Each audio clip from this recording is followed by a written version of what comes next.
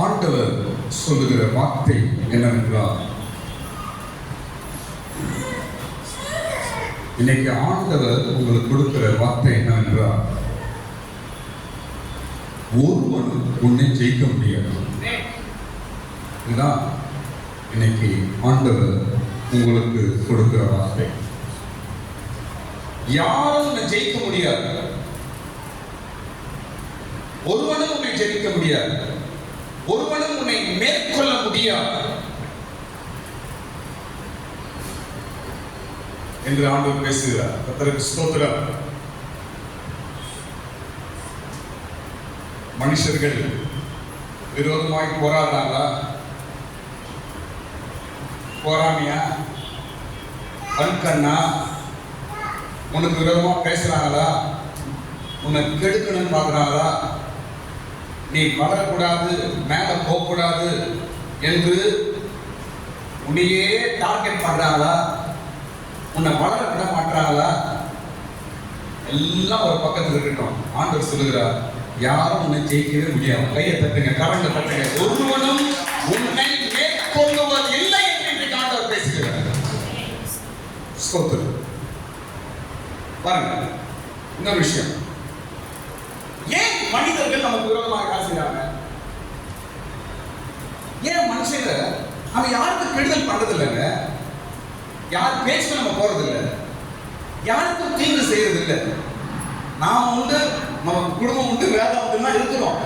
ஆனாலும் எதற்கு மனுஷர்கள் நமக்கு விரோதமாய் எழுப்புகிறார்கள்? காரணம் இல்லாம பகைக்கிறாங்க, காரணம் இல்லாம வெறுக்கிறாங்க, காரணம் இல்லாம என்ன தப்பா பேசுறாங்க, காரணமே இல்லாம மூஞ்ச திருப்பிட்டு போறாங்க, காரணம் இல்லாம என்ன பகைக்கிறாங்க என்று நினைக்கிறீங்களா? ஏன் தெரியுமா? ஏன் தெரியுமா? பைபிள்ல படிக்கும் போது 3 நபர்கள், 3 பேருக்கு விரோதமா மனுஷன் எழுதுறாங்க. முதலாவது யோசேப்பு. யோசேப்பு யாருக்கு எந்த கெடுதல் பண்ணலங்க, கூட பிறந்தவனே விரோதியாய் மாறினான். ஒரே தட்டை சாப்பிட்டவனே இவனை கொல்ல பார்க்கிறான், இவனை கீழே தள்ள பார்க்கிறான். ஏன் ஆண்டவர் எதற்கு அனுமதிக்கிறார்? ஏன் மனுஷங்க உங்களுக்கு விரோதமாய் வேலை செய்றாங்க? ஏன் தெரியுமா? ஏன் தெரியுமா?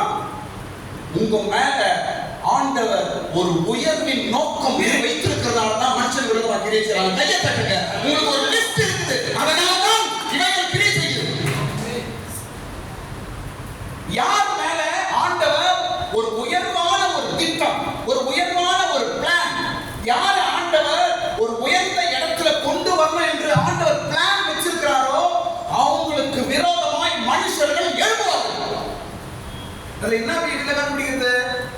உனக்கு ஏன் மனுஷர்கள் விரோதமாக எழுதுகிறார்கள் என்றால், சீக்கிரத்தில் ஆண்டவர் உன்னை உயரத்தில் வைக்க போகிறார் என்றுதான் அர்த்தம். கையை தட்டி ஸ்தோத்திரம் பண்ணு. ஆமென் ஆண்டவரே, ஆமென். அதை நினைச்சு நீ சோர்ந்து போகாத. இரண்டாவது நபர் தாவீது. தாவீதுக்கு விரோதமாக மனுஷர்களும் எழுப்பி முதலாவது கோலியாத் எழுப்பினான். அதுக்கப்புறம் சவுல். எல்லா மனுஷர்களும் தாவீதுக்கு விரோதமாய் பேசுறது, அவனை கொல்லணும், அவனை கெடுக்கணும், இவன் வரக்கூடாது என்று தாவீதுக்கு விரோதமாக மனுஷர்கள் எழுப்பினார்கள். ஏன் தெரியுமா? தாவீது மேல ஆண்டவர் ஒரு உயர்வான நோக்கம் வைத்திருந்தார். யோசேப்புக்கு விரோதமாய் மனுஷர்கள் எழுப்பினார்கள். ஏன் தெரியுமா? யோசேப்பை ஆண்டவர் எகிப்துல உயரத்துல வைக்க வேண்டும் என்று பிளான் இருந்தது. ஏன் என்னை பத்தி இவங்க பேசுறாங்க? ஏன் என் மனுஷங்களை வெறுக்கிறாங்க? நான் ஒண்ணுமே பண்ணலையே, நான் நல்லதெல்லாம் பண்றேன். ஏன் என்று கேட்டு உட்காராத. ஏன் என்று கேட்டு உன் வாழ்க்கையை கேள்விக்குறியாய் மாற்றாதே. இன்றைக்கு ஆண்டவர் பேசுகிறார், உன் மேல ஒரு உயர்வின் நோக்கம் இருக்கிறது. அதை நோக்கி போ. அதை நோக்கி உன் பிரயாணத்தை முன்னோக்கி போ. மனுஷன் இருக்கிறான், மனுஷன் பகைக்கிறாங்க, யாரும் என்கிட்ட வர்றது இல்லை, எல்லாரும் என்ன தூரம் தள்ளுறாங்க, எனக்கு இருக்கிறாங்க, என்னை பகைக்கிறாங்க, என்ன கோபப்படுறாங்க, என்னை யாரும் நேசிக்கிறது இல்லை. இதை சொல்லி நீ நின்றது போதும். இதை சொல்லியே நீ தோல்வி அடைந்தது போதும். ஏன் இதை அனுமதிக்கிறார்? என்றால் ஆண்டவர் சீக்கிரத்தில் உன்னை உயர்த்த போகிறது. உனக்கு ஒரு உயர்வு வரப்போகுது. உங்களுடைய அழைப்பே வேற, உன் ஸ்டேட்டஸ் வேற மாற போகுது. கையை தட்டுங்க. உங்க ஸ்டேட்டஸ் வேற யாரோ மாற போகுது. அதனாலதான் யோசேப்பு பாருங்க, யோசேப்பு குழியில தள்ளி ஜெயில போட்டு அவமானம், மனுஷங்க எல்லாம் அவன் விரோதமாய். காரணம், அவன் மீது ஆண்டவர் உயர்வான ஒரு பிளான் வச்சிருந்தார். ஸ்தோத்திரம். மூன்றாவது எஸ்தர். எஸ்தர் கூட இருந்த அவங்க பெரியப்பா பேர் என்ன, சித்தப்பா பேர் என்ன? இவங்க ரெண்டு பேருக்கு விரோதமா ஒரே மனுஷன் ஆமாம் ஒருத்த எழும்பி இவங்கள வளர கூட உள்ளது. அவங்க மேல சும்மா கோவம்.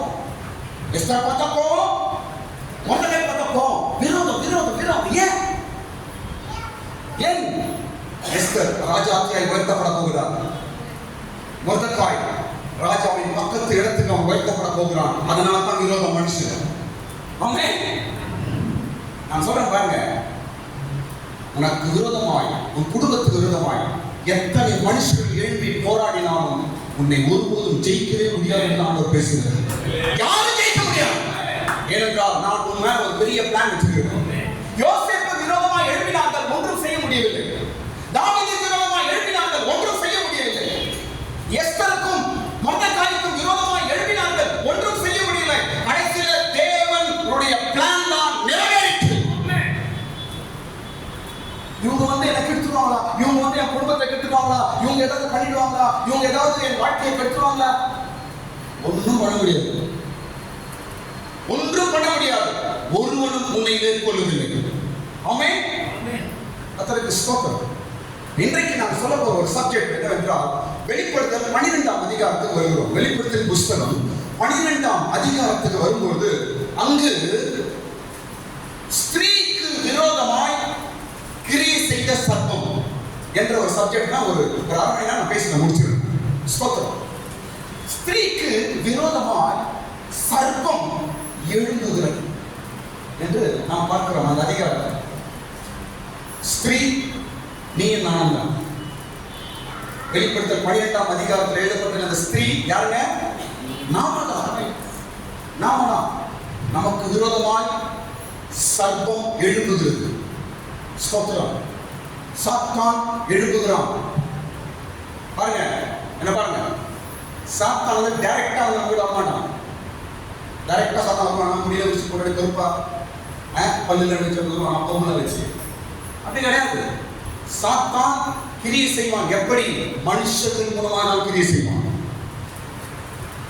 சாத்தான் எப்படி நமக்கு விரோதமாய் வேலை செய்கிறான்? மனுஷர்கள் மூலமாய் தான். ஸ்தோத்திரம். இந்த இடத்துல அந்த ஸ்திரீக்கு விரோதமாய் சர்ப்பம் வேலை செய்கிறது. ஸ்தோத்திரம். அந்த ஸ்திரீ நீயும் நானும் தான். நான் சொல்றேன் கவனிங்க. உனக்கு விரோதமாய் எத்தனை சர்ப்பத்தின் வல்லமை, எத்தனை சர்ப்பம் எழுப்பினாலும் உன்னை ஜெயிக்கவே முடியாது என்று ஆண்டவர் பேசுகிறார். எத்தனை சர்ப்பத்தின் வல்லமை உன்னை, உன் குடும்பத்தை, உன் பிள்ளைகளை அழிக்கணும், கீழத்தனலாம் என்று நினைத்தாலும் அது ஒருபோதும் நடக்கவே நடக்காது. ஒருபோதும் நடக்காது. அதற்கு ஸ்தோத்திரம். சரி, இப்போ எல்லாரும் ஏன் இந்த சர்ப்பம் அந்த அந்த ஸ்திரீயும் இல்லையா அந்த ஸ்திரீயோட குழந்தையும் கொல்லணும் நினைக்குது? ஏன் என்றால் அந்த குழந்தை வந்து சிங்காசனத்துக்கு உயர்த்தப்பட்டது. அதனால கோவம். அந்த குழந்தை எங்க உயர்த்தப்படுதா? சிங்காசனத்தில் குழந்தை உயர்த்தப்படுகிறது. அதனால் அந்த சர்ப்பத்துக்கு கோபம். ஏன் உன்னை பார்த்து உன் குடும்பத்தை பார்த்து ஜனங்கள் ஏன் போறாங்க? ஏன் தெரியுமா? ஏன் தெரியுமா? உன் பிள்ளைங்களும் உன் குடும்பமும் உயர்த்தப்பட போகுது. சாத்தானுக்கு தெரியும். கையை தட்டுங்க. சாத்தானுக்கு தெரியும் உன் குடும்பம் உயர்த்தப்பட போகுது, உன் பிள்ளைகள் உயர்த்தப்பட போகிறாங்க. சாத்தானுக்கு தெரியும்.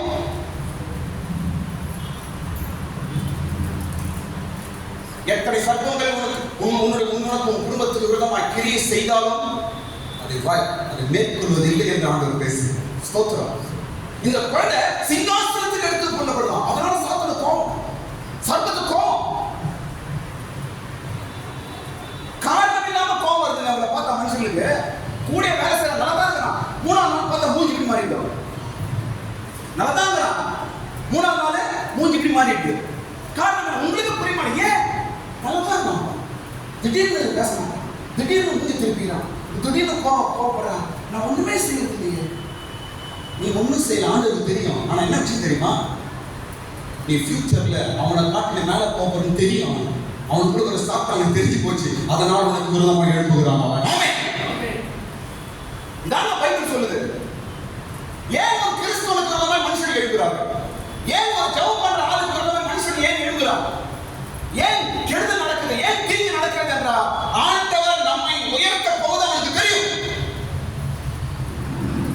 சீக்கிரத்தில் உங்களுக்கு ஒரு உயர்வு வரப்போகுது என்பதை சாத்தான் அறிந்து உங்களுக்கு விரோதமாய் கிரியை செய்கிறான். அவன் வேலை பலிக்காது, தேவ திட்டம் பலிக்கும். கடவுளை தட்டுங்க, கடவுளை தட்டுங்க. ஆமென். தேவ திட்டம் பலிக்கும். அப்படியே உங்க வாழ்க்கையிலே நேரம் அப்படியே. அதனால பாருங்க, அதனால நேசிச்சவங்க, குடும்பம், சொந்த பந்தம், ஃப்ரெண்ட்ஸ் கூட வேலை செய்றீங்க, யாராவது பகைச்சு உங்களை வெறுத்து உங்களை தூரம் பண்றாங்கன்னா நீங்க சந்தோஷப்படணும். ஏதோ ஒரு லிஸ்ட் எனக்கு வரப்போகுது, ஏதோ ஒரு ப்ரமோஷனுக்கு வரப்போகுது, ஏதோ ஆண்டவர் உயர்த்த போகிறாரு, இதுதான் என்று தெளிவாக நீங்கள் உணர்ந்து கொள்ளலாம். No doubt. யோசிப்பை ஞாபகத்தில் வச்சுக்கோங்க, தாவீதை ஞாபகத்தில் வைத்துக் கொள்ளுங்க, எஸ்தரை ஞாபகத்தில் வைத்துக் கொள்ளுங்க. மனுஷர்கள் விரோதமாக எழும்ப அவர்கள் உயர்த்தப்பட்டார்கள். அல்லேலூயா. சரி, இப்போ சாத்தான் 5 வழிகளில் நம்மை கெடுக்க பார்க்கிறான். நான் சொல்ல போறேன். எத்தனை வழிகளில்? 5 வழிகளில் சாத்தான் கெடுக்க பார்க்கிறான். வெளிப்படுத்தல் 12ஆம் அதிகாரத்தில் இதை நான் பேச போறேன். சாத்தான் 5 வழிகளில் நம்மை கெடுக்க பார்க்கிறான். ஏன்னா நான் முன்னாடி சொன்னது போல சாத்தான வேலை செய்யறதில்ல, மனுஷன் மூலமாக தான் வேலை செய்யணும். அது யாருன்னா சொந்த பந்தமாக இருக்கட்டும், உங்க கூட வேலை செய்யறதா இருக்கட்டும், ஸ்தோத்திரம், நீ நேசிக்கிறோம், பக்கோட நெய்பர்ஸ் யாருன்னா இருக்கட்டும், அவர்கள் மூலமாக தான் சாத்தான் கிறிஸ்தவனாக அவனுக்கு மூலம் விரோதமாக கிரியை செய்கிறான். ஸ்தோத்திரம். ஆனால் அவன் மேற்கொள்வதில்லை. இந்த வார்த்தை தெளிவோடு இருந்து நீங்க போங்க. 5 வழிகளில் சாத்தான் வேலை செய்கிறான். முதல் காரியம் நம்மை விழுங்க பார்க்கிறான். எங்க படிக்கிறோம்? வெளிப்படுத்தல் 12:4 வசனத்துல நம்ம படிக்க வீட்டில் படிக்க டைட்டில் 4ஆம் வசனம். முதல் காரியம் சொல்லுங்க பாப்பா, சொல்லுங்க, சத்தமா சொல்லுங்க. விழுங்க பார்ப்பான். விழுங்க பார்ப்பான். உன்னையும் பிள்ளைய குடும்பத்தை அப்படியே விழுங்க வேண்டும், விழுங்க வேண்டும். ஸ்தோத்திரம். அப்படின்னு அர்த்தம், பாவத்துல உங்களை விழ வைக்கணும், நீ ஒரு பாவியாய் மாறிடணும். அதான் அவன் சொல்றான். சாத்தான் பாவம் முடிஞ்சிடுச்சுன்னா அர்த்தம் என்னங்க? நீ பாவியாய் மாறிட வேண்டும், பாவம் செய்யாம மாறிடணும். உன்னை விழுங்க பார்ப்பான். ஸ்தோத்திரம். இந்த குழந்தைய இந்த சர்ப்பம் என்ன செய்ய பார்த்துச்சு? விழுங்க பார்ப்பான். ஸ்தோத்திரம். இந்த காரியங்கள் ஆண்டவர் பேசுகிறார். எத்தனை சர்ப்பங்கள் உனக்கு விரோதமாக எழும்பி உன்னை விழுங்க பார்த்தாலும் கர்த்தர் உன்னோடு இருக்கிறார். கர்த்தர் உன்னோடு இருக்கிறார். இயேசு கைவிட மாட்டார். அழைத்த தேவன் உண்மை உள்ளவர். உனக்காக ரத்தம் சிந்திருக்கிறார், உனக்காக ஜீவனை கொடுத்திருக்கிறார். நீ தோற்று போவதற்கு அல்ல, நீ கெட்டு போவதற்கு அல்ல, நீ அழிந்து போவதற்கு அல்ல, உன்னை சிங்காசனத்தில் உயர்வில் வைக்க வேண்டும் என்பதற்காக. ஆமென். 2வது காரியம், சாத்தான் என்ன பண்றான்? அந்த கெடுக்கிறதுக்கு என்ன பண்றான்? 2வது மோசம் பண்ணுவான். 2வது என்னங்க? மோசம் பண்ணுவான். 9ஆம் வசனத்தை நம்ம படிக்கிறோம். அவன் எப்படிப்பட்டவனால? மோசம் செய்கிறவன். மோசம் என்ன? துரோகம், ஏமாற்றுவது. ஸ்தோத்திரம். என்ன கவனிங்க, ஒரு மனுஷன் துரோகம் பண்றான். உங்க வீட்டுல சாப்பிட்டு உங்ககிட்ட நன்மை செய்துட்டு உனக்கு விரோதமா அவன் உன்னை ஏமாத்துறான், துரோகம் பண்றான்னா அர்த்தம் என்ன தெரியுமா? என்ன கவனிங்க, அர்த்தம் என்ன தெரியுமா? தப்பு உங்களுது இல்லை, எங்களுக்கு இல்லை, தப்பு. அர்த்தம் என்ன தெரியுமா? உன் உயர்வை, உன் ஆசீர்வாதத்தை நீ அடையாதபடிக்கு சாத்தான் உன்னை கோபமாய் செய்கிற காரியம்.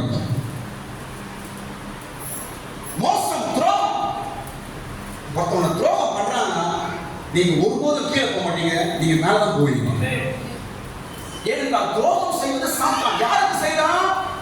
அந்த குழந்தை மேல போகாம இருக்க முடியும். அந்த குழந்தை நீங்க தான். ஆமென். பிரியமான தேவ பிள்ளையே, சபையே, கலங்காத, கலங்காத. துரோகம் நடக்கும். சாத்தான் மனுஷன் மூலமாய் உனக்கு துரோகம் பண்ணுவான். உனக்கு துரோகம் நடக்கும். உன் கூட இருந்தவங்க துரோகம் பண்ணுவாங்க. உன்னை நேசித்தவர்கள் துரோகம் பண்ணுவார்கள். உன்னுடைய நன்மையை பெற்றவர்கள் துரோகம் பண்ணுவார்கள். ஏன் தெரியுமா? நீ உயர்ந்த போகாதபடிக்கு. இது சாத்தானின் தந்திரம். இந்த தந்திரங்கள் பலிக்காது. கையை தட்டுங்க. கையை ஆண்டவர் பலிக்க விட மாட்டாரு. ஒருபோதும் தந்திரங்கள் பலிக்காது. ஸ்தோத்திரம். உனக்கு சிங்காசனமான வைத்திருக்கிறார். ஒரே உயர்வை வைத்திருக்கிறார். பயங்கரமான துரோகம். யாரும் சொல்லுங்க? யோசேப்பு. பயங்கரமான துரோகம். அந்த துரோகத்தை வெளியே சொல்ல முடியாது. யோசேப்பு எதுக்கு போன அண்ணன் கிட்ட? சொல்லுங்க. யோசேப்பு அவன் அண்ணன் கிட்ட அவன் அப்பா எதுக்கு வந்தாங்க? சொல்லுங்க. சாப்பாடு கொடுக்க வந்தா அவன் கையால சோற வாங்கி சாப்பிட்டு அவனே கொடுத்து போகிறான். எப்படிப்பட்ட துரோகம் இது? எப்படிப்பட்ட ஒரு துரோகம்? ஏதோ மூணாவது ஆளு பகைஞன், விரோதி, அவன் செய்தா பரவாயில்ல. அண்ணா அண்ணா அப்பா சோறு கொடுத்து அனுப்பிச்சாருண்ணா அண்ணா என்று வந்தவனை இப்படி ஒரு துரோகம் பண்றீங்களே, இது சகிக்க முடியாத ஒரு துரோகம். ஏன் தெரியுமா? ஏன் தெரியுமா? அவன் உயர்த்தப்பட போகிறான் என்று சாத்தானுக்கு கோபம். கையை தட்டுங்க, கரையை தட்டுங்க. சாத்தானின் கோபம். அதனால யாராவது உங்களுக்கு துரோகம் பண்றாங்க, அவங்க மேல கோபப்படாதீங்க. ஆண்டவர் லிஃப்ட் பண்ண போறாரு, எனக்கு ஒரு உயர்வு வரப்போகிறது என்றுதான் அர்த்தம். உனக்கு துரோகம் பண்ற ஒரு மனுஷன் அல்ல, அவனுக்குள்ள இருக்கிற சாத்தான். இவன் தான் துரோகம் பண்ணிட்டான், இந்த அம்மா தான் துரோகம் பண்ணிச்சு, அந்த பொம்பளை தான் துரோகம் பண்ணிச்சு என்று அவங்கள சொல்லாதீங்க. அவங்களுக்குள்ள இருக்கிற சர்ப்பம். ஆமென். மூன்றாவது காரியம் இந்த சாத்தான் நம்மை கெடுக்கும்படிக்கு செய்கிற மூன்றாவது காரியம் என்ன? குற்றம் சாட்டுவான். மூன்றாவது காரியம் என்ன? எங்க படிக்கிறாங்க? 10ஆம் வசனம் படிக்கிறோம். 12ஆம் அதிகாரம் 10ஆம் வசனம் என்ன சொல்லுங்க பாப்போம்? குற்றம் சாட்டுனா என்ன? சொல்லுங்க. குற்றம் சாட்டுனா என்ன? சும்மாவே தப்பா பேசுறது. நம்ம நல்லது செய்தா கூட என்ன சொல்லுவாங்க? சும்மாவே தப்பு. என்ன தப்பா பேசுறதே உனக்கு வேலை. என்ன எப்ப பார்த்தாலும் தப்பா சொல்றாங்க. நான் எது செய்தாலும் அவங்க ஏத்துக்க மாட்டாங்க. நான் எது செய்தாலும் தப்பா சொல்றாங்க என்று நீங்கள் குற்றம் சாட்டப்படுகிறீர்களா? ஏன் தெரியுமா? நீங்கள் உயர்த்தப்பட போகிறீர்கள் என்று சாத்தானுக்கு தெரியும். ஆமென். ஏன் இந்த குற்றம்? ஏன் தப்பாவே சொல்றாங்க? ஏன் என் மேல தப்பாவே சொல்றாங்க? என் மேலையும் என் வீட்டுக்கார மேலையும் என் பிள்ளை மேலையும் தப்பா சொல்லிட்டே இருக்கிறாங்க, நான் என்ன செய்யறதுன்னு தெரியல என்று நினைத்து கண்ணீர் விட்டு இருக்கிறீங்களா? அழுதுருக்கிறீங்களா? என்னை இப்படியே தப்பா பேசுறாங்களே, என்னை புரிஞ்சிக்கவே மாட்டாங்களே என்று கலங்குகிறாயா? இன்றைக்கு ஆண்டவர் பேசுகிறார், என் மகனே என் மகளே, நான் உன்னை உயர்த்த போறப்பா. அதுதான் இதெல்லாம் சிம்டம்ஸ், கையத்தட்ட இவையெல்லாம் அடையாளங்கள். உன்னை தேவன் உயர்த்த போகிறார் என்பதற்கு அடையாளம். கலங்காத, தேவன் உயர்த்த போகிறார். உயர்வின் அடையாளங்கள். ஆண்டவர் லிஃப்ட் பண்ண போறார். உனக்கு அடுத்த பொசிஷன் கொடுக்க போறார். உன் குடும்பம் உயர போகிறது, உன் பிள்ளைகள் உயர போகிறார்கள்.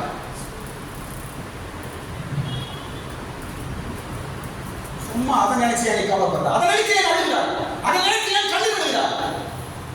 இன்னைக்கு ஆண்டவர் தெளிவாக பேசுகிறார். குற்றம் சாட்டாங்க, என்ன குற்றம் சாட்டாங்க, என்ன தப்பாவே பேசுறாங்க, என்ன தப்பாவே பார்க்கறாங்க, நான் எது செய்தாலும் தப்பு தப்பு என்று முகம் சுளிக்கிறாங்க என்று கலங்காத. எல்லாவற்றுக்கும் அடையாளம் என்னவென்றால், யோசேப்பை உயர்த்தின தேவன், தாவீதை உயர்த்தின தேவன், எஸ்தரை உயர்த்தின தேவன் உன்னோடு கூட இருக்கிறார் என்பதற்கு அடையாளம். ஒருவனை மேற்கொள்வதில்லை. இதெல்லாம் சாத்தான் செய்த வேலை. இதெல்லாம் நம்ம கெடுக்கணும், நம்ம உயர்வை கெடுக்கணும், நம்முடைய நம்முடைய வளர்ச்சியை கெடுக்கணும் என்று சாத்தான் செய்கிற காரியங்கள். சோத்திரம். அடுத்த சொல்லணும். நாலாவது என்னவென்றால், நாலாவது காரியம் சாத்தான் என்ன பண்ண பாருங்க. நாலாவது காரியம் துன்பப்படுத்துவான். என்ன படுத்துவான்? துன்பப்படுத்துவான் என்று 13ஆம் வசனத்தில் படிக்கிறோம். வெளிப்படுத்தல் 12:13 வீட்டில் படிக்க. துன்பப்படுத்துவான். துன்பம் என்ன பண்ணுவான்? துன்பப்படுத்துவான். துன்பம் என்ன? கஷ்டப்படுத்துறது. கஷ்டப்படுத்துறது. அவன் கஷ்டப்பட்டா சந்தோஷம். துன்பப்படுத்துவான். எல்லாத்துக்கும் காரணம் என்னமா? இது எல்லாத்துக்கும் காரணம் என்ன என்றால், நீ உயரக்கூடாது, மேல போகக்கூடாது என்று பயங்கர ட்ரை பண்ணுவான். துன்பப்படுத்துவான். துன்பப்படுறீங்களா? மனுஷன் மூலமா துன்பப்படுறீங்களா? கஷ்டப்படுறீங்களா? என்ன கஷ்டப்படுத்துறதே உங்களுக்கு வேலை. நான் சந்தோஷமா இருந்தா உங்களுக்கு பிடிக்காது. நான் நல்லா எங்க வீட்டுல சந்தோஷமா, என் மனைவி பிள்ளைகளோட, என் கணவன் கூட சந்தோஷமா இருந்தா உங்களுக்கு பிடிக்காது. எப்பவுமே என்ன துன்பப்பட்டதான் இவங்க வேலை என்று ஆண்டவர்கிட்ட சொல்லி அழுதுகிறீங்களா? ஸ்தோத்திரம். இன்னைக்கு ஆண்டவர் பேசுகிறார், உன்னோடு கூட பேசுகிறார். நான் உன்னை உயர்த்த போகிறேன். நானே அனுமதித்திருக்கிறேன்.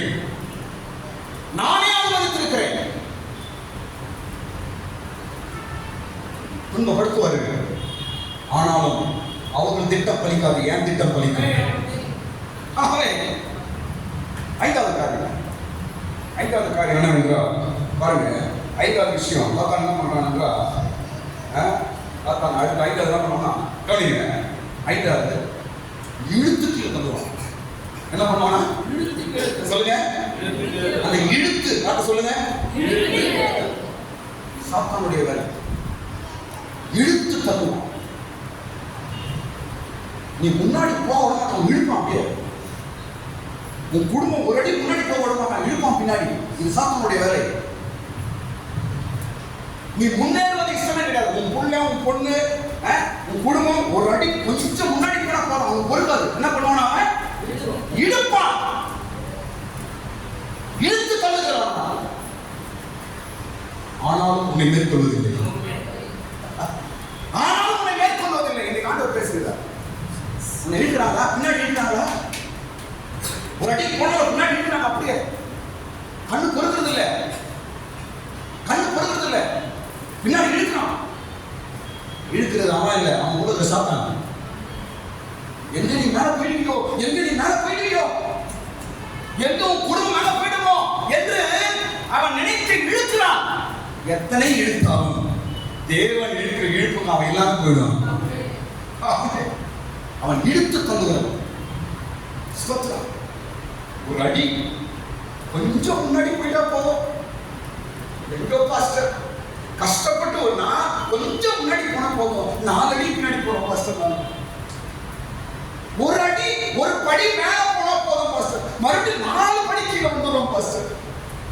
இப்படிதான் என் வாழ்க்கை போய்கொண்டிருக்கிறது என்று கலங்கிக் கொண்டிருக்கிற தேவ பிள்ளை, உன் ஜெபத்தை ஆண்டவர் கேட்டார்.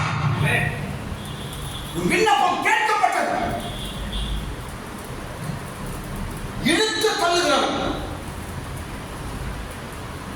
இழுத்து தள்ளுகிறவன் சாத்தான். ஸ்தோத்திரம். இழுக்கிறவன். எப்படி சக்தி உன்னை இழுத்து வந்திருக்கிறது? 2024 முடிய போகுது. இத்தனை வருஷம் எத்தனை சக்திகள் என்னை பின்னாடி இழுத்தது. நான் முன்னேறக்கூடாது, நான் முன்னாடி போகக்கூடாது, என் குடும்பம் கொஞ்சம் முன்னாடி போகக்கூடாது. ஒரு பொருள் வாங்கிட்டா போதும், கொஞ்சம் சம்பாதிச்சா போதும், நான் பிள்ளைக்கும் நல்லா இருந்தா போதும், உடனே பின்னாடி இழுக்குது சக்தி. உடனே பின்னாடி இழுக்கிறான் சாத்தான். ஸ்தோத்திரம். கலங்காத. இவைகளெல்லாம் நடப்பது அடையாளத்திற்கு. என்ன அடையாளம்? தேவன் உன்னை மேல வைக்க போறார். இதான் அடையாளம், வேற ஒண்ணுமே இல்லை. கலங்காத, சோர்ந்து போகாத, பயப்படாத. நீ உயரத்தில் போவது நிச்சயம். உயரத்தில் போவது நிச்சயம். ஒருவேளை வருகிற 2025 ஆண்டு உன்னை உயர்த்த வைப்பார். கையை தட்டுங்க, கையை தட்டுங்க. ஆமென், ஹல்லேலூயா. வருகிற வருஷத்தில் தேவன் உங்களை உயரத்தில் வைப்பார். வார்த்தைகள் சத்தியம். நாங்கள் மனுஷர்களையோ உலகத்தை நம்பவில்லை.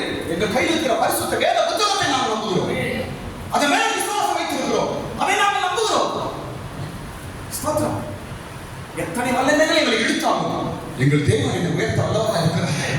எத்தனை சக்திகள் என்னை பின்னாடி இழுத்து தள்ளினாலும் என் தேவன் என்னை உயர்த்த வைக்க வல்லவராக இருக்கிறார். என்னை அதற்கு தான் அழைத்திருக்கிறார். அவன் சொல்ல கவனிங்க.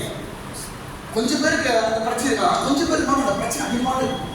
கொஞ்சம் பேர் நல்லா இருப்பாங்க, எல்லாருக்கும் நல்லா இருப்பாங்க, நல்லா இருப்பாங்க. ஆனா சிலர் தான் யாருக்கிட்ட கூட பிரச்சனை, எங்கதான் பிரச்சனை, மனுஷங்க சும்மாவே அவங்களுக்கு விரோதமாய் எழுப்புவார்கள். அந்த கூட்டத்தில் நீங்க இருக்கிறீங்களா? கலங்காதீங்க. உங்க மேல தேவன் ஒரு அனாதி தீர்மானத்தோடு ஒரு அழைத்திருக்கிறார். ஏதோ சாத்தான வாழ்க்கையில விளையாட நினைக்காத. எந்த சாத்தான வாழ்க்கையில கிரிக்கெட் விளையாட முடியாது, ஃபுட்பால் விளையாட முடியாது. தேவன் அனுமதி இல்லாமல் ஒன்றும் நடக்கவில்லை. ஸ்தோத்திரம். சிலருக்கு மாத்திரம் அப்படி, அவங்க நல்லா இருக்கிறாங்க, எனக்கு தான் அவங்க நல்லா இருக்கிறாங்க, எனக்கு மாத்திரம் ஏன்? அதுதான் பதில். இன்னைக்கு உன்னை ஆண்டவர் ஒரு உயர்ந்த தீர்மானத்தோடு ஒரு பிளானோடு அழைத்திருக்கிறார். அவருடைய அழைப்பு மேல வேலை செய்யும். அவருடைய தரிசனம் உங்களுக்குள்ளே வேலை செய்கிறது. அதனாலதான் இவர்கள் எல்லாம் நடக்கிறது. சவுல் தாவீதை பகைக்க காரணம் என்ன? யோசேப்பின் சகோதரர்கள் யோசேப்பை பகைக்க காரணம் என்ன? எஸ்தரும் மொர்தெகாயும் ஆமான் மூலமாய் பகைக்க காரணம் என்ன? எல்லாத்துக்கும் ரீசன் இருக்கு, சும்மா கிடையாது. நீ கண்ணீர் விடுகிறாய் என்றால் ரீசன் உண்டு. நீ பகைக்கப்படுகிறாய் என்றால் காரணம் உண்டு. நீ வெறுக்கப்படுகிறாய் என்றால் காரணம் உண்டு. நீ தள்ளப்படுகிறாய் என்றால் காரணம் உண்டு. உன்னை அழைத்த தேவன் உன்னோடு இருக்கிறார். அவர் அனாதி தீர்மானத்துடன் அழைத்திருக்கிறார். தாயின் கருவில் இருக்கும் பொழுது உன்னை உயரத்திலே நான் வைத்து அழகு பார்க்க வேண்டும் என்று தேவனுடைய தீர்மானம். சீக்கிரத்தில் நீங்க இருக்கிற அநேகர் நீங்க உயர்ந்த இடத்துல நீங்க போக போறீங்க. கடவுள் மேல உயர்ந்த கண்ணப்பட வச்சு ஜெபம் பண்ண போறார். நீக்கவானியா இது தீர்க்கதரிசன வார்த்தையாய் மாற்றம் இயேசுவின் நாமத்தினால, இயேசுவின் நாமத்தினால. வருகிற நாட்களில், வருகிற வருஷத்துல தேவனுடைய பிளான் தீர்மானம் எல்லாம் உங்க வாழ்க்கையில, குடும்பத்தில நேரட்டும். உயரத்தில் வருவீர்களாக, சிங்காசனத்துக்கு வருவீர்களாக, உயர்ந்த பொசிஷன்ல வருவீர்களாக, உயர்ந்த இடத்துல வருவீர்களாக, சமுதாயத்துல, கட்டளத்துல, இதே ஊர்ல ஆண்டவர் உங்களை பிரசித்தா வைப்பாராக. வார்த்தைகள் சத்தியங்கள் நடக்கணும். ஆமென், ஹல்லேலூயா.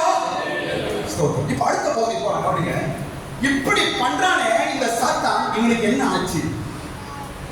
என்ன பண்ணாங்க? முதலாவது விழுங்க பார்த்தான், இரண்டாவது மோசம் பண்றவன், மூணாவது குற்றம் சாட்டுறவன், நாலாவது துன்பப்படுத்துறவன், ஐந்தாவது இழுத்து தள்ளுகிறவன். இப்படி பண்றானே இவனுக்கு என்ன நடக்கும்? இப்படி பண்றவனை ஆண்டவர் சும்மா விடுவாரா? நான் சொல்ல கவனிங்க. பாருங்க, உங்களுக்கு விரோதமாய் கிரியை செய்கிற மனுஷர்களை நீங்க நினைச்சு ஆண்டவர்கிட்ட ஒரு சொட்டு கண்ணீர் நீங்க விட்டாவே போதும், அவங்க டேஞ்சர்.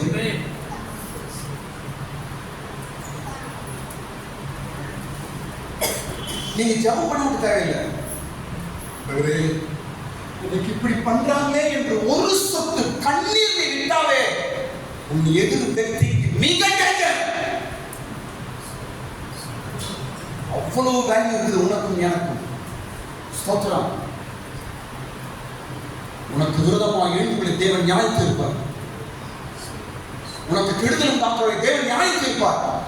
உன்னை பகைக்கிறவரை தேவன் நியாயம் தீர்ப்பார். ஏதோ அழுறோம், இதை நினைச்சு நான் அழுகிறேன், வேற ஒன்றும் தெரியல எனக்கு, இதை நினைத்து நான் அழுது கொண்டுதான் இருக்கிறேன், என்ன செய்யறது என்று ஒரு இருதயம் சொல்லுதா? அந்த கண்ணீரை பெரிய யுத்தம் செய்யுங்க, சும்மா கிடையாதுங்க. நீ விடுகிற கண்ணீரே அந்த ஆளுக்கு, அந்த व्यक्तिக்கு நியாயத்தை பண்ணணும். ஒரு தேவ பிள்ளை, ஒரு கிறிஸ்தவன், இயேசுவோட பிள்ளை, ஒரு சொட்டு கண்ணீரும் பெரிய யுத்தங்களை செய்யும். கையை தட்டுங்க, கரங்களை தட்டுங்க, பெரிய யுத்தங்கள் நடக்கும். ஆமென். இப்போ இந்த சாத்தானுக்கு என்ன நடந்துச்சு? இந்த இந்த குழந்தைக்கு விரோதமாய், இந்த ஸ்திரீக்கு விரோதமாய் 5 காரியம் செய்த இந்த சாத்தான் சர்ப்பத்திற்கு என்ன நடந்தது? 3 காரியம் நடக்குது. என்ன நடக்குது? சர்ப்பத்திற்கு 3 காரியம் நடக்குது. நம்பர் 1, முதலாவது என்ன நடக்குது தெரியுமா? முதலாவது என்ன தெரியுமா? 7ஆம் வசனத்துல படிக்கும் பொழுது அவன் யுத்தம் பண்ணியும் ஜெயிக்காமல் போனான். படிங்க, படிங்க 7ஆம் வசனம். அதை சேர்ந்த தூதரும் யுத்தம் பண்ணியும் ஜெயம் கொள்ளவில்லை. ஆமென். எல்லாம் சத்தமா ஆமென் சொல்லுங்க. சத்தமா சொல்லுங்க. முதலாவது இந்த சர்ப்பம், இந்த சாத்தானுக்கு என்ன நடக்குது என்றால், யுத்தம் பண்ணியும் அவன் ஜெயிக்க முடியவில்லை. யுத்தம் பண்ணியும் ஜெயிக்க முடியல. அப்படின்னு என்ன அர்த்தம்? அப்படி என்ன அர்த்தம்? யுத்தம் பண்ணியும் அவன் ஜெயிக்க முடியவில்லை என்றால் அர்த்தம் என்ன? அவன் தோத்து போனான் என்ற அர்த்தம். இதான் நடக்கும். இதான் நடக்கும். யாருக்கு? உனக்கு விரோதமாய் கிரியை செய்கிற மனுஷன். பார்த்தாலும் யுத்தம் யுத்தம் யுத்தம் யுத்தம், போராட்டம் போராட்டம். ராத்திரி அவன் வீட்டில் தூங்குவானே தெரியாது. எப்ப பார்த்தாலும் உன்னை பத்தியா உன் குடும்பத்தை பத்தி தான். கெட்டுக்கூடாங்களா அவங்க பிள்ளைங்க நடுரோட்டில் போயிடுமா? நல்லா இருக்க மாட்டாங்க. எப்ப பார்த்தாலும் இதான் அவங்களுக்கு யுத்தம் யுத்தம் யுத்தம். நிறைய பேர் உங்களுக்கு யுத்தம் பண்ணுவாங்க, யுத்தம் பண்ணுவார்கள். நீ அவங்க மனுஷனா பார்க்காதீங்க, அவங்க சர்ப்பமாய் பாருங்க. உனக்கு விரோதமாய் கெடுதலையும் கீழையும் செய்கிற மனுஷனை பார்க்காத, அவங்களுக்குள்ள இருக்க சர்ப்பம் வேலை செய்கிறது. யுத்தம் யுத்தம் யுத்தம் பண்றான். கடைசியில் என்ன ஆச்சு? என்ன ஆச்சா? ஜெயம் கொள்ளவில்லை. ஜெயம் கொள்ளவே முடியலையே. ஏன் அப்படி சொல்லுங்க? ஜெயிக்க முடியல. யுத்தம் பண்ணினா அந்த சர்ப்பம் ஆனா ஜெயிக்க முடியல. இதுதான் உனக்கு விரோதமாய் எழுதி கிரியை செய்கிற மனுஷர்களுக்கும் இதே காரியம் நடக்க போகுது. அவங்க ஜெயிக்கவே முடியாது. என்னால முடியலையே என்று சொல்லுவார்.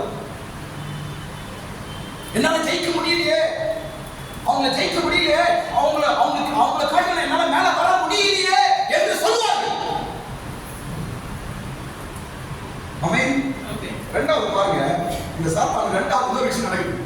முதல்ல இவன் யுத்தம் பண்ணியும் ஜெயிக்க முடியாம போயிட்டான். ரெண்டாவது பாருங்க, ரெண்டாவது அவன் இருந்த இடமே காலி. படிங்க வசனம், படிங்க 8ஆம் வசனமா. வானத்தில் அவன் இருந்த இடம் காணப்படாமல் போயிட்டு. அவன் இருந்த இடம் என்ன ஆச்சா? காணாமே போய்விட்டது. அவன் இருந்த இடம் என்ன ஆச்சா? அதுக்கு நம்ம புதிய பாஷையில பேச பாருங்க. ஆளு அட்ரஸே இல்லை. ஆளு அந்த பாஷை நான் சொல்ல கவனிங்க.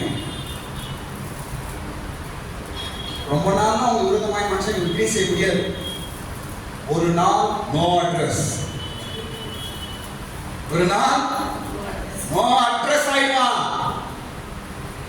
பைபிள் சொல்லுகிறது, அந்த ஸ்திரீக்கும் குழந்தைக்கும் விரோதமாய் எழுப்பின இந்த சாத்தான் அவன் இருந்த இடம் காணாமல் போய்விட்டது. ஒரு நாள் பாருங்க, அந்த ஆள் காணாம போயிடுவான் பாருங்க. ஆமென் சொல்லுங்க, ஆமென் சொல்லுங்க, ஆமென்.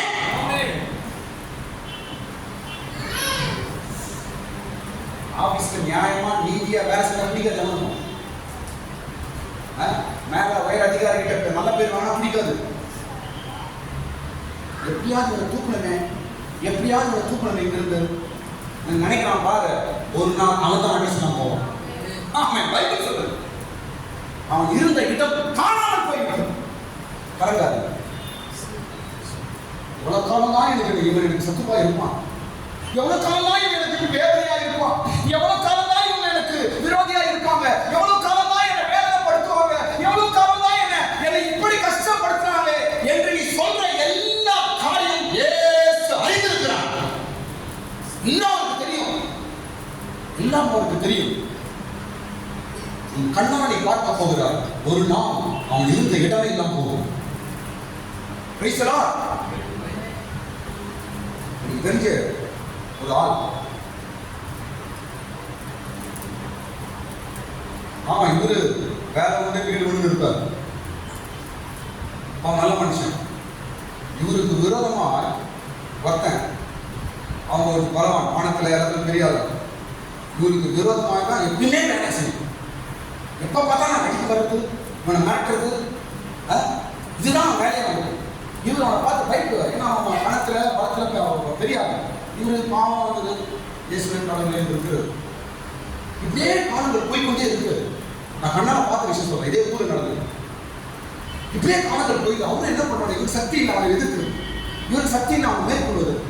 இவர் ஏதோ ஜெபம் பண்ணி இவர் ஜெபம் பண்ணுங்க ஜெபம் பண்ணுவார்.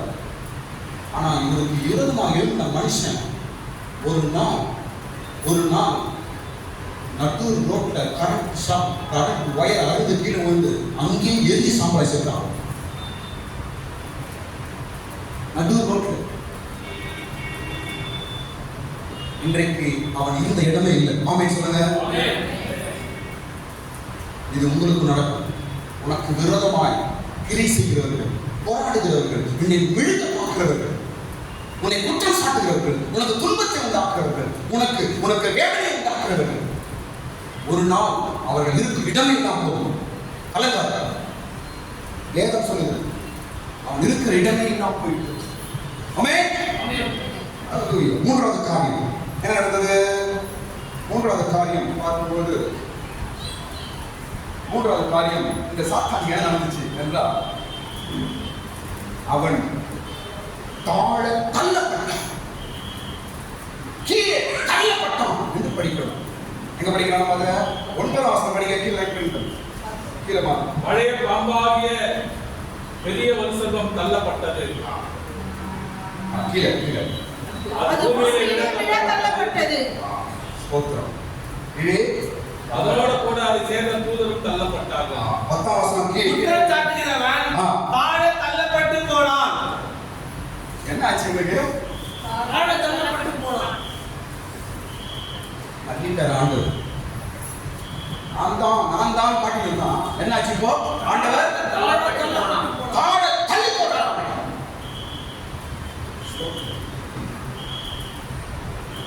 பாருங்க, கடவுள் உங்களுக்காக நியமித்திருக்கிற ஆசீர்வாதத்தை யாரும் கெடுக்க முடியாதுங்க. யாரும் கெடுக்க முடியாது. யாரும் கெடுக்க முடியாது. அது உங்களுக்கு தான். பாருங்க, சவுல் பெரிய ராஜா. அவனை காட்டி பெரிய யாரும் கிடையாது. சவுல் யாருங்க? பெரிய ராஜாங்க. அவனுக்கு முன்னாடி தாவீது ஒண்ணுமே கிடையாது. அவ்வளவு பெரிய பவர்ஃபுல் கிங். அவன் அவ்வளவு வேலை செய்யும். தாவீதுக்கு தேவன் வைக்க அந்த பிளஸிங்க அவன் ஸ்டாப் பண்ண முடியவே முடியல. கடைசியில் சவுல் இருந்த இடமே நான் போயிட்டான். இதுதான் தேவ பிள்ளையாகிய உனக்கும் எனக்கும் தேவன் செய்கிற நியாயத்தில் தேவன் நீதி செய்வார். நீ அமைதியா ஒண்ணும் பண்ணாத. இன்றைக்கு இந்த தரிசனத்தோட இருந்து போ. நீ ஒரு ரியாக்ஷன் பண்ணக்கூடாது. நீ என்ன சொல்லுமா, எனக்கு ஏதோ லிஃப்ட் வரப்போகுது, எனக்கு ஏதோ ஆண்டவர் உயர்த்த போகிறார், ஏதோ ஆண்டவர் என்னை மேன்மைப்படுத்த போகிறார், ஏதோ ஆண்டவர் எனக்கு நல்ல செய்ய போறாரு, எனக்கு ஏதோ ஒரு பிளஸிங் வரப்போகிறது என்று இதைதான் நீ சொல்லணும். வேற ஒன்று சொல்லாதீங்க. இதை தான் நீ சொல்ல வேண்டும். வேற ஒன்று நீ பேசவே கூடாது. ஸ்தோத்திரம். மீதி எல்லாம் ஆண்டவர் செய்ய போகிறது. ஸ்தோத்திரம். யுத்தம் செய்யும் ஜெயிக்க முடியாமல் போவான். இரண்டாவது காரணம் அவன் இருக்கிற இடம் காணாமல் போகும். மூன்றாவது, இதுதான் உனக்கு விரோதமாய் கிரியை செய்கிற மனுஷனுக்கும் நடக்க போகிற காரியங்கள். ஸ்தோத்திரம். அடுத்த ஒரு விஷயம் நான் சீக்கிரம் முடிச்சிருந்தேன். ஸ்தோத்திரம். ஏன் இந்த ஸ்திரீயும் இந்த குழந்தையும் அந்த சர்ப்பம் ஒண்ணுமே செய்ய முடியாமல் போச்சு? ஏன் ஒண்ணும் செய்ய முடியல? அந்த ஸ்திரீயும் ஒண்ணும் பண்ண முடியல, அந்த குழந்தையும் ஒண்ணும் பண்ண முடியல. வீட்டில் படிச்சு பாருங்க, அதிகம் ஒண்ணுமே பண்ண முடியல. ஏன்? ஏனென்றால் 3 காரியம். நாம தான் அந்த ஸ்திரீ, நாம தான் அந்த குழந்தை. என்ன டக்கர் பண்ணாலும் ஒண்ணுமே பண்ண முடியாது. ஒன்றும் பண்ண முடியாது. ஸ்தோத்திரம். பிலாத்தை பார்த்து இயேசு சொன்னாரு, நான் நினைத்தா உன்னை விடுதலாக்க முடியும் அப்படி இப்படி சொன்னான் பிலாத்து இயேசு கிட்ட. இயேசு சொன்னார், வரத்திலிருந்து அதிகாரம் வரவில்லை, நீ ஒன்றும் பண்ண முடியாது. பிலாத்து கவனம் என்னடா நம்மளே அகற்றாடி உனக்கு என்ன அதேதான். ஒருவனை நமக்கு ஒன்றும் பண்ண முடியாது. ஸ்தோத்திரம். இந்த வலுசர்ப்பம், இந்த சாத்தான், இவன் கெடுக்கிறவன், விழுக்கிறவன், துன்பப்படுத்துறவன், இவன் பயங்கரமான பவர்ஃபுல்லவன், பயங்கரமான ஆள் இவன். ஆனா என்னமோ பண்ணி பார்க்கறான். அந்த பொம்பளை, அந்த ஸ்திரீயும் அந்த குழந்தை ஒண்ணுமே பண்ண முடியவில்லை. இன்னைக்கு அதான் நடக்குது. என்னென்னமோ பண்ணி பார்க்கறான், மாயம் மந்திரம் எல்லாம் பண்ணி பார்க்கறாங்க.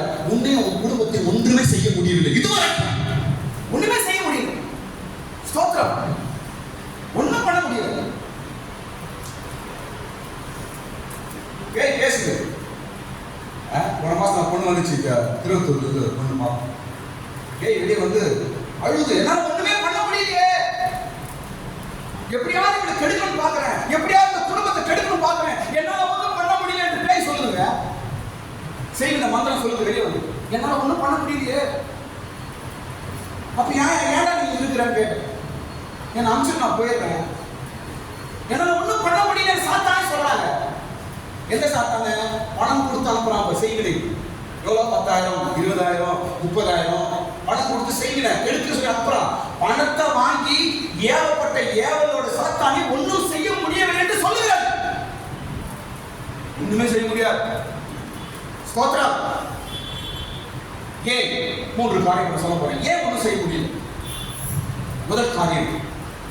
முதல் காரியம் அந்த ஸ்திரீயும் அந்த குழந்தையும் சபை. மறுபடியும் சொல்ல கவனிங்க. அந்த ஸ்திரீயும் அந்த குழந்தையும் என்ன சொல்லப்படுகிறது? சத்தமா சொல்லுங்க. சபை. சபை சபையா இருக்கிறபடியா எந்த வலுசர்ப்ப சாத்தானும் நம்மை ஒண்ணுமே பண்ண முடியாது. இதை இயேசு சொல்லியிருக்கிறார். படிங்க. இயேசு சொல்றாரு, மத்தேயு சுவிசேஷம் 16ஆம் அதிகாரத்துல 16ஆம் அதிகாரம் 18ஆம் வசனம். மத்தேயு சுவிசேஷம் 16. மேலும் நான் உங்களுக்கு சொல்லுகிறேன், நீ பேதுருவாய் இருக்கிறார், இந்த கல்லின் மேல் என் சபையை கட்டுவேன், பாதாளத்தின் வாசல்கள் அதை மேற்கொள்வதில்லை. ஆமென். மொத்தமா ஆமென் சொல்லுங்க. ஆமென். மொத்தமா சொல்லுங்க. ஆமென். சபையை எந்த பாதாளத்தின் வல்லமையும் மேற்கொள்ள முடியாது. சபைனா யாரு? நம்மதாங்க. சபைனா யாருங்க? எப்படி சபையா மாற தெரியுமா? சுத்தமா சொல்றேன், ஷார்ட்டா சொல்றேன்.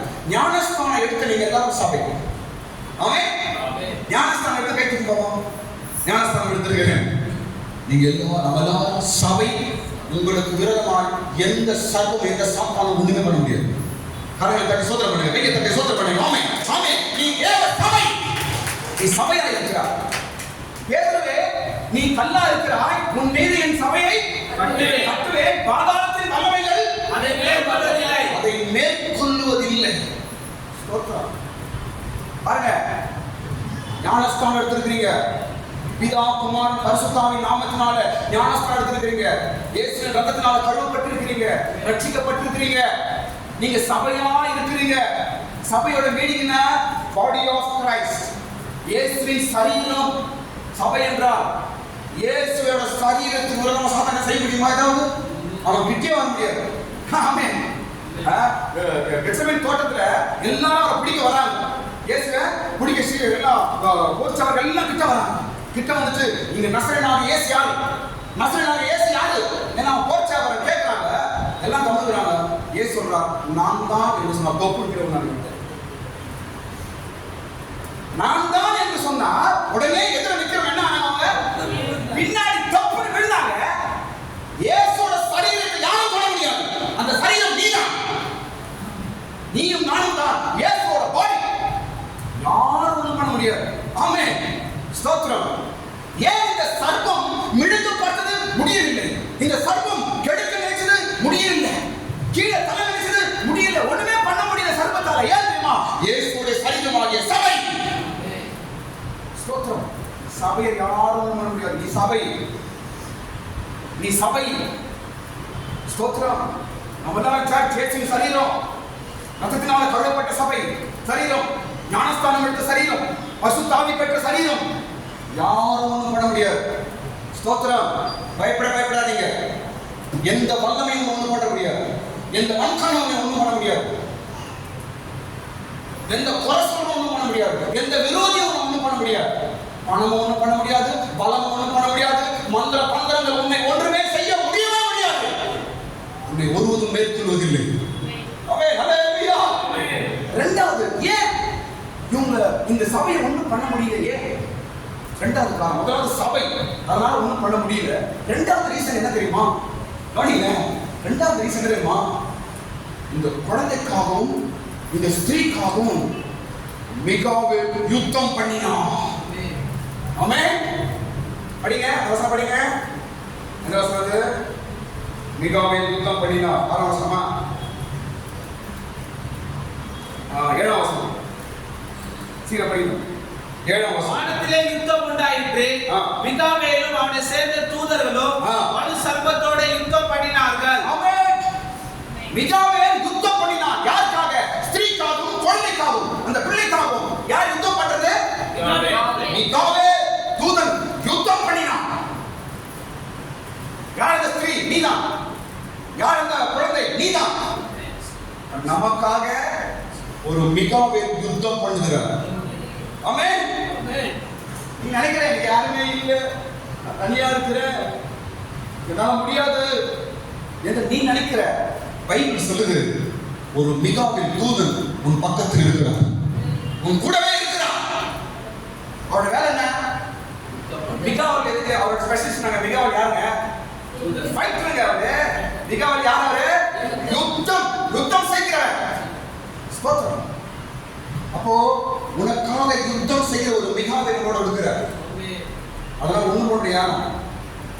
இந்த சர்ப்பம் அந்த குழந்தையும் அந்த அம்மாவையும் அந்த ஸ்திரீயும் முழுவதும் கெடுக்கிறதுக்கு பயங்கரமா ட்ரை பண்ணுது, யுத்தம் பண்ணுது. ஒண்ணுமே பண்ண முடியல, ஒண்ணுமே நடக்கல.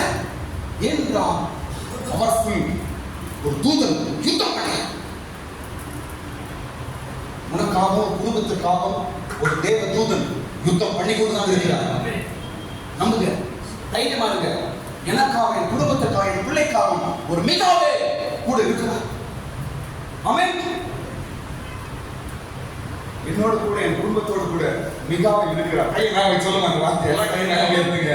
என்னோடும் சொல்லுங்க, என் குடும்பத்தோடும் என் பிள்ளைகளோடும் மிகாவேல் கூட இருக்கிறார்.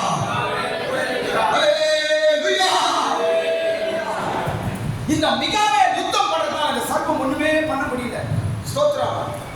எந்த மனுஷன், எந்த விரோதி, எந்த பகை, யார் உனக்கு விரோதமாக எழுதி கிரி செய்ய நினைச்சானோ ஒண்ணுமே நடக்காது. ஏன்னா உனக்காக ஒரு ஃபைட் நடக்குது. உனக்காக யுத்தம் பண்ண ஒரு மிகாவேல் கூட இருக்கிறார். ஸ்தோத்திரம். எந்த மனுஷனும் உன்னை விரோதமாக கிரி செய்து உன்னை கீழே தள்ளவோ, உன்னை அழிக்கவோ, உன்னை விழுங்கவோ முடியாது. மிகாவேல் என்னோடு இருக்கிறார். மிகாவேல் என் வீட்டில் இருக்கிறார். மிகாவேல் என் வீட்டை சுற்றி இருக்கிறார். மிகாவேல் என் பிள்ளை இருக்கிறார். மிகாவேல் என் பொண்ணு இருக்கிறார். மிகாவேல் என் பிள்ளைகளை பாதுகாக்கிறார்.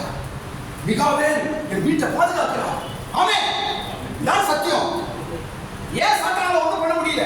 ஏன் சர்ப்பத்தால ஒண்ணும் பண்ண முடியல? ஏதோ பண்ணிப்பாங்க.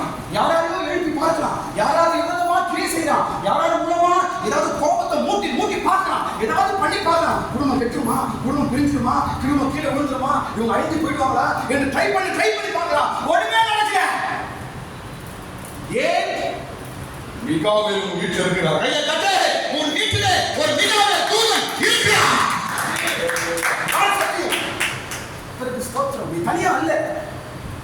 நீ பலவீனம் தேவனுக்கு தெரியும். உன்னால முடியாத தேவனுக்கு தெரியும்.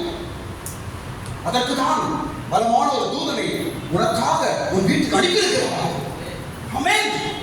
ஸ்தோத்திரம். மூன்றாவது காரியம், ஏன் இந்த ஸ்திரீ அந்த குழந்தை ஏன் ஒண்ணும் பண்ண முடியல என்பதற்கு மூன்றாவது காரணம் சொல்ல பாருங்க. முதல் காரணம் என்ன சொன்னானே? சபை. அதனால ஒண்ணும் பண்ண முடியல. இரண்டாவது மிகாவேல் கூட இருக்கிறார். அதனால ஒண்ணும் பண்ண முடியல. மூன்றாவது அது குழந்தை. அந்த ஸ்திரீ பெற்றது என்னது? குழந்தை. அதனால ஒண்ணு பண்ண. குழந்தை என்றால் பரிசுத்தம். ஆமென். குழந்தை என்றால் அர்த்தம் என்ன? சுருக்கமா சொல்ல பாருங்க. எந்த அளவுக்கு நீங்கள் ஆண்டவருக்காக இருதயத்தில் பரிசுத்தமாக இருக்கிறீர்களோ அது வரைக்கும் எந்த சர்வமும் உங்களை ஒண்ணும் பண்ண முடியாது. பரிசுத்தம் ஒரு பவர், பரிசுத்தம் ஒரு வல்லமை, பரிசுத்தம் ஒரு பெரிய ப்ரொடெக்ஷன். ஏன் அந்த சர்வம் ஒண்ணும் பண்ண முடியல? பயங்கரமான சர்வங்க. நட்சத்திரம் கீழே தட்ட சர்வம் பண்ணுது. நட்சத்திரம் என்ன செய்தது? கீழே தட்ட சர்வம் அந்த ஸ்திரீ அந்த குழந்தை ஒண்ணும் பண்ண முடியல. காரணம் பரிசுத்தம். எல்லாம் சொல்லுங்க, சத்தமா சொல்லுங்க. பரிசுத்தம் இருப்பதுனா ஒண்ணுமே பண்ண முடியாம போயிருக்கு. இன்றைக்கு ஆண்டவர் இந்த 3 உங்களுக்கு கொடுத்திருக்கிறார். இந்த சபையை மாற்றிருக்கிறார். அவன் உனக்காக யுத்தம் செய்வதற்கு தேவ தூதர்களை ஆண்டு வச்சிருக்கிறார். உனக்குள்ள ஒரு பரிசுத்த ஆண்டவர் கொடுத்திருக்கிறார். யாரும் ஒண்ணும் பண்ண முடியாது. இன்னும் ஒரே விஷயம் நான் முடிச்சிடுறேன், சீக்கிரம் முடிச்சிடுறேன். எப்படி இந்த சபை சாத்தானை ஜெயித்தது? எப்படி சபை சாத்தானை ஜெயிக்கிறது என்பதற்கு 3 காரணங்கள், 3 காரியங்கள். ஸ்தோத்திரம். எங்க படிக்கிறாங்க? 11ஆம் வசனத்தை நாம் படிக்கிறோம். வெளிப்படுத்தல் 12 11ஆம் வசனத்துல அதை நாம் படிக்கிறோம். 3 காரியங்களினால் இந்த சர்ப்பத்தை ஜெயிக்க முடியும். 3 காரியங்களினால் இந்த சர்ப்பம் கிரை செய்த மனுஷன் மூலமாக நாம் ஜெயிக்க முடியும். என்ன அந்த 3 காரியம்? 3 காரியம் என்னென்றால், முதலாவது தைரியம். சொல்லுங்க, நல்லா சொல்லுங்க. தைரியத்தினால இந்த சர்ப்பத்தை இந்த சபை ஜெயிச்சலாம். தைரியம். படிங்க, படிங்க. மரணம் நேரடியாக இருந்தாலும் அதற்கு தப்பும்படி தங்கள் ஜீவனை பாராமல், தங்கள் ஜீவனை பாராமல் என்றால் அர்த்தம் என்ன? தைரியம். தைரியம். உங்களால் ஜெயிக்க முடியும். ஸ்தோத்திரம். ஆண்டவர் தைரியம் கொடுக்கலையா? எல்லா சூழ்நிலையிலும் தைரியமா இருங்க. சிஸ்டர்ஸ், பிரதர், தைரியமா இருங்க. பைபிள் சொல்லுது, தைரியமா இருப்பாய் என்றால் உனக்கு விரோதமாக எழும்புகிற மனுஷர்களையும் வல்லமைகளையும் நீ ஜெயிக்க முடியும். பயங்கராத, சோர்ந்து போயிடாது. தைரியம் ஆண்டவர் கொடுத்திருக்கிறார். ஸ்தோத்திரம். எது ஆனாலும் பரவாயில்ல, இயேசுவை கைவிட மாட்டார். எது நடந்தாலும் பரவாயில்ல, இயேசுவை கைவிட மாட்டார். அதுதான் தைரியம். நீங்க தைரியமா இருந்து பாருங்க, சீக்கிரத்தில் ஆண்டவர் உங்களுக்காக வச்சிருக்கிற பொசிஷன் சீக்கிரம் வந்துருவீங்க. நம்ம சில பயந்து பயந்து பின்னிட்டு போகும்போதுதான் ஆண்டுடைய பிளான் டிலே ஆகுது. நம்ம தைரியம் இருந்து பாருங்க, உங்களுடைய பிளான் சீக்கிரமா நிறைவேற்றுவாங்க. தைரியம். தைரியத்தினால இந்த சர்ப்பத்தின் வல்லமை ஜெயிக்க முடியும். தைரியத்தினால உனக்கு விரோதமாய் எழும்புகிற மனுஷங்களை ஜெயிக்க முடியும். தைரியத்தினால உனக்கு விரோதமாய் கிரீசர் எல்லா ஆவிகளையும் நீ ஜெயிக்க முடியும். ஸ்தோத்திரம். தைரியத்தோடு இருந்து நீ போங்க. ஸ்தோத்திரம். 2வது காரியம் என்னவென்றால், எப்படி நம்ம இந்த சர்ப்பத்தின் ஆவியை நமக்கு விரோதமாய் நம்ம கீழே தள்ள நம்ம கெடுக்க பார்க்கிற இந்த ஆவிகளை எப்படி ஜெயிக்க முடியும் என்பது 2வது காரணம், இயேசுவின் ரத்தம். ஆமென். அடுத்த லைன் படிங்க. ஆட்டுக்குட்டியின் ரத்தத்தினாலோ போதும். 2வது என்னமா? இயேசுவின் ரத்தம். அதான் ஆட்டுக்குட்டி ரத்தத்தினால உன்னால ஜெயிக்க முடியும். ஸ்தோத்திரம். இதை நான் எப்படி ஜெயிக்கிறது? இது எப்படி தாண்டி போறது?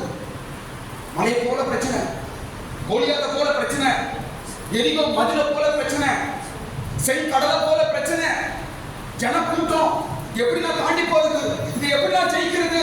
ஐயோ என்ற காரியத்தை பயந்தே போவாது. ஸ்தோத்திரம். நீ நினைச்சா உன்னால முடியாது, இயேசுவை நினைத்தால் அவரால் முடியும். நீ இயேசுவை நினைக்கணும். ஸ்தோத்திரம். இயேசுவின் ரத்தம், ஆட்டுக்குட்டியின் ரத்தம் உன்னை ஜெயிக்க வைக்கும். ஸ்தோத்திரம். நான் முன்னாடி நிறைய முறை சொல்லி கொடுத்துருக்கிறேன்.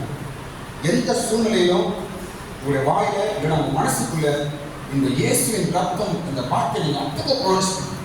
அப்பப்போ சொல்லணும். வாயில சொல்லணும் இயேசுவின் ரத்தம் சொல்லணும். இருதயத்தை சொல்லணும். உள்ள இயேசுவின் ரத்தம். இந்த வார்த்தைகளை எந்த அளவுக்கு நீங்க உபயோகப்படுத்துறீங்களோ அந்த அளவுக்கு பிரச்சனைகளை நீங்க தாண்டி போய்கொண்டே இருக்கலாம். கையை தட்டுங்க, கரண்ட தட்டுங்க. எத்தனை பிரச்சனைகள் அது மழை போல கடலை போல இருந்தாலும் இந்த வார்த்தை ஒரு பெரிய ஜெயத்தை கொடுக்க. இயேசுவின் ரத்தம், இயேசுவின் ரத்தம் ஜெயம். வரலாம் சொல்லலாம். நம்ம இந்த பேய் பிடிச்சிங்க, நம்ம இயேசுவின் ரத்தம் சொன்ன பயம். இயேசுவின் ரத்தத்தினால உங்களுக்கு விரோதமாக எழுப்புகிற வல்லமைகளை உங்களால் ஜெயிக்க முடியும். மூன்றாவது காரியம் என்னவென்றால் உங்கள் கையில் இருக்கிற வேத வசனம். அதனை படிக்கிறது. மக்கள் சாட்சி வசனத்தினாலும் அவனை ஜெயித்தார்கள்.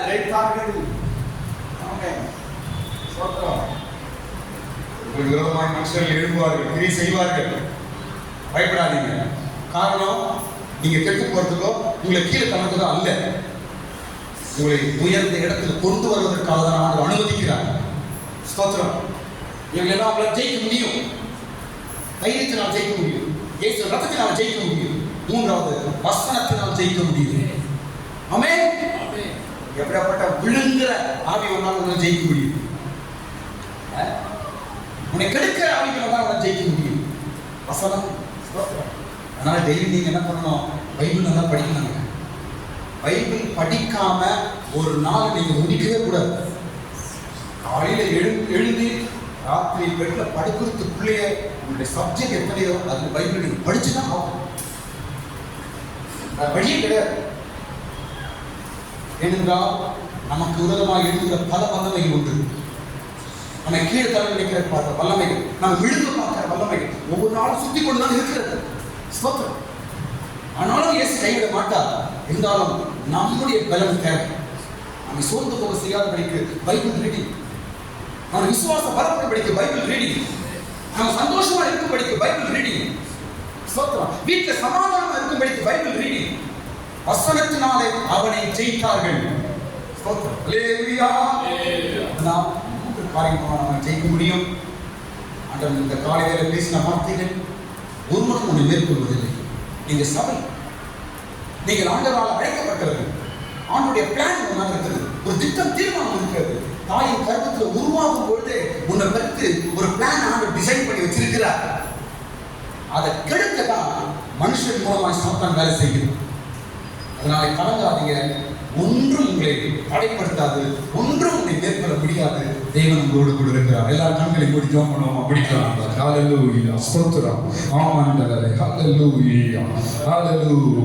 எந்த சூழ்நிலையும் அவர் அன்பிலிருந்து என்னை பிரிக்காது காத்துக் கொள்வார். எந்த சூழ்நிலையும் அவர் அன்பிலிருந்து என்னை பிரிக்காது காத்துக் கொள்வார். என்னை நாடியவர் தந்த ஒரு பலனை அவர் தருவதை காத்துக் கொள்வேன். என்னை நாடியவர் தந்த ஒரு பலனை அவர் தருவதை காத்துக் கொள்வேன்.